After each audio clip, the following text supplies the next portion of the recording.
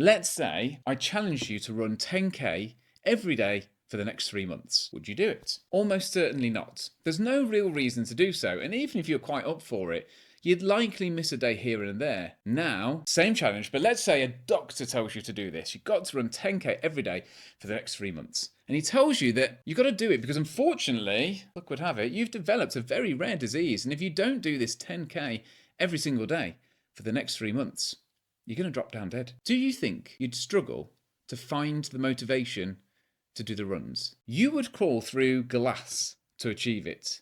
Not missing a day, come hell or high water, because your life literally depends on it. The motivation on the scale is all the way down at 1. You're very strongly motivated by a negative emotion, in this case, fear, moving away from this strong emotion. Now let's say you finish the run in the 3 months and the doctor says, good news, you are no longer ill, you no longer have the disease. By the way, you've actually been entered into a special competition. If you run 10k every day for the next 3 months, you will receive a cheque for £100,000. Again, do you think you'd miss a day? Perhaps now there's a slight increased chance of not completing it, but for most people, the motivation is now a 10 on the scale, very far up on the moving towards part of the scale. Now, these are perhaps two extremes, but they illustrate the point.